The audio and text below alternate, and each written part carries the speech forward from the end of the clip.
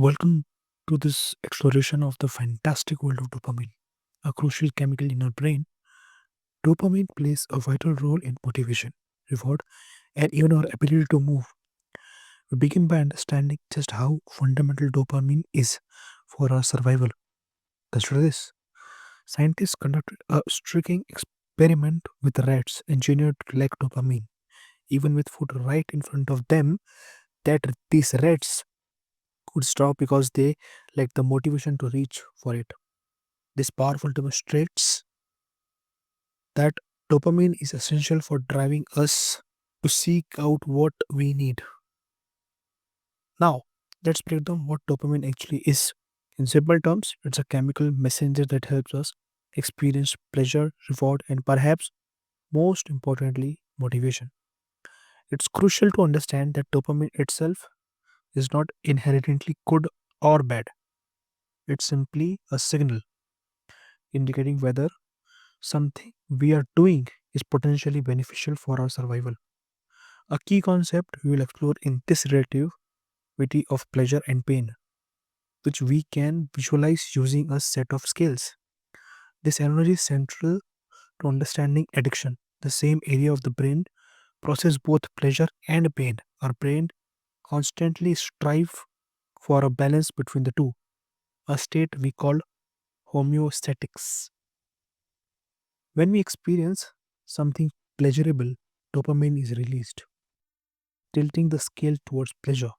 However, our brain immediately counteract this by tilting the scale an equal amount towards pain, creating a temporary low or come down. This mechanism, while potentially advantageous in a world where resources were scary, because a significant problem in our modern world where pleasure are readily and easily available. How almost everything we do impact our dopamine levels. It's important to note that dopamine is not just about pleasure, it's crucial for movement, which explains its connection to the condition like Parkinson's diseases.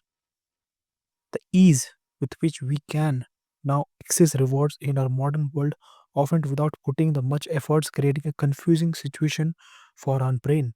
Our brain involved, expecting a significant amount of work for even a small reward. Now, let us our scale analogy to understand the process of addiction.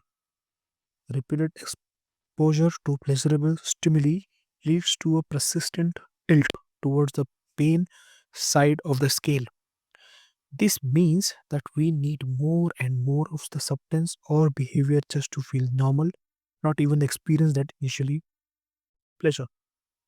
This state is what we call the addicted brain, where our baseline for feeling good has shifted towards pain. This shift leads to the withdrawal symptoms like anxiety, irritability, and craving when we are not using the substance or engaging in the behavior. It's vital to understand that addiction is not about self harm, rather, it's an attempt to alleviate pain and restore the sense of balance. However, the method chosen to achieve this balance becomes self destructive, trapping individual in a vicious cycle. The role of trauma and stress in triggering addictive behavior as this experience can create a pre-existing tilt towards the pain side of the scale. In conclusion, while understanding how the dopamine system can be hijacked by an artificial reward is crucial, it's equally important to emphasize that recovery and a return to balance are absolutely possible. While dopamine system was originally designed to guide us towards natural rewards like food and shelter, its adaptability also means that it can retrain. Recognizing the potential of hijacking helps us make informed choices and develop healthier coping mechanism. This understanding empowers us to take proactive steps. If you recognize any of this pattern in yourself or someone you know that you are not alone. The first step is awareness, understanding how dopamine works, how pleasure and pains are relative, and how readily available rewards can disrupt our natural balance. The next step is seeking professional support. This might involve talking to a trusted friend or a family member, seek professional guidance from a therapist or counselor specializing in addiction, or joining a support group. These resources can provide valuable tools and strategies for managing craving, coping with stress, and developing healthier habits. Remember, seeking help is a sign of strength, not weakness. Moving forward, it's crucial to cultivate a mindful approach to pleasure and reward. This means becoming more aware of our triggers, practicing self regulation technique, prioritizing activities that provide genuine long term well being over felting dopamine drive highs. This might involve reconnecting with nature, engaging in creating pursuit, building meaningful relationship, or pursuing personal health.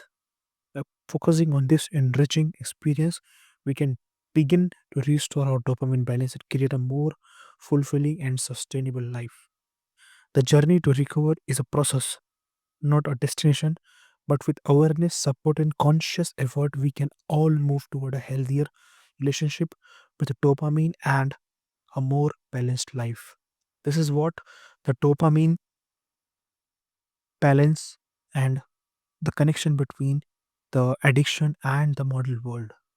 So I would recommend to revisit and to take up your points and just cultivate the good health.